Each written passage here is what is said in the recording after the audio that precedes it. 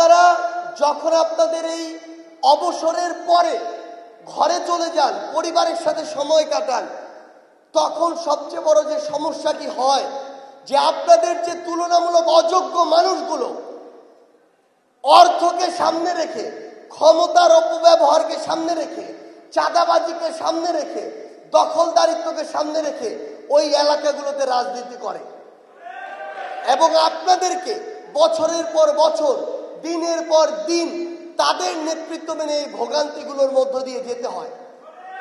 কিন্তু এখন সময় এসেছে, আর ঘরে বসে থাকার আর সময় নাই। আপনারা এখন আপনাদের জায়গা থেকে, আপনাদের ওয়ার্ডে, ইউনিয়নে, উপজেলায়, জেলায় আপনাদের দায়িত্ব নিতে হবে আগামীর বাংলাদেশে ওই ন্যায়, নীতি, নিষ্ঠা, দেশপ্রেমকে সামনে রেখে আপনারা আগামীর বাংলাদেশে নিজের জায়গায় ফিরে গিয়ে হয় একজন চেয়ারম্যান হয়ে উঠুন, একজন মেয়র হয়ে উঠুন, একজন কাউন্সিলর হয়ে উঠুন, একজন এমপি মন্ত্রী হয়ে উঠুন। আমরা আমাদের জায়গা থেকে আপনাদেরকে অনুরোধ করছি, আজ থেকে শুরু করে আপনারা নিজের এলাকায় গিয়ে যার যতটুকু মনে হয়, যতটুকু কর্মযজ্ঞে আপনারা কাজ করতে পারবেন, ততটুকু জায়গায় আপনারা কাজ করা শুরু করুন। আপনাদের কাজকে রায় দিতে হবে এবং বাংলাদেশের মানুষকে এই রায় জানিয়ে বাংলাদেশে ছড়িয়ে পড়তে হবে।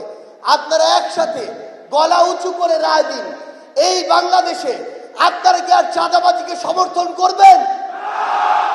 আপনারা কি আর দখলদারিত্বকে সমর্থন করবেন?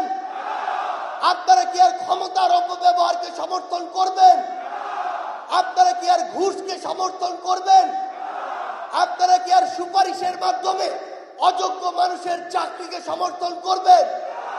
এই বাংলাদেশে এতদিন যে বিষয়গুলো দিয়ে আমরা অত্যাচারিত হয়েছি, নির্যাতিত হয়েছি, জুলুমের শিকার হয়েছি, একটা জিনিস মনে রাখবেন, খুনি শেখ হাসিনা একাই গিয়েছে, কিন্তু তার এই যে চর্চা 16 বছর ধরে তার যে একটা সিস্টেম, এটার মধ্য দিয়ে কিন্তু বাংলাদেশের এই মানুষগুলো গিয়েছিল। অনেকেই প্রত্যক্ষ এবং পরোক্ষভাবে এই সিস্টেমগুলো আবারও জারি রাখতে চায়। আমরা আমাদের জায়গা থেকে দেখছি অলরেডি বিভিন্ন জায়গায় এই সিস্টেমগুলো বিভিন্নভাবে আবার মানুষের সামনে আসছে।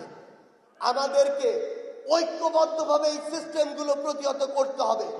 এতদিন আপনারা বলে এসেছেন অস্ত্র জমা দিয়েছি, ট্রেনিং জমা দেইনি। এখন সময় এসেছে সেই ট্রেনিংকে দেশ এবং মানুষের জন্য কাজে লাগানো।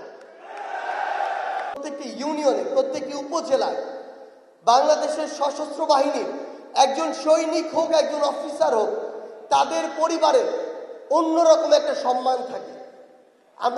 আমি প্রত্যন্ত গ্রাম থেকে উঠে এসেছি। আমার বাড়ি থেকে বাংলাদেশের যে সীমান্ত, তার দূরত্ব হচ্ছে মাত্র 3 কিলোমিটার। আমরা সেই জায়গায় দেখেছি আমাদের গ্রামে একজন সার্ভিক কিংবা অবসরপ্রাপ্ত সৈনিকেরও কতটা সম্মান থাকে। আমরা আমাদের জায়গা থেকে মনে করি আপনারা এই সশস্ত্র বাহিনীর বিভিন্ন জায়গায় যে দায়িত্ব পালন করেছেন, আপনাদের ভিতরে যে ন্যায় নিষ্ঠা, যে দেশপ্রেম, যে ডিগনিটি, যে শৃঙ্খলা, এগুলো এখন সময় এসেছে ঘরে বসে না থেকে বাংলাদেশের প্রত্যেকটি গ্রামে গ্রামে ছড়িয়ে দিতে হবে।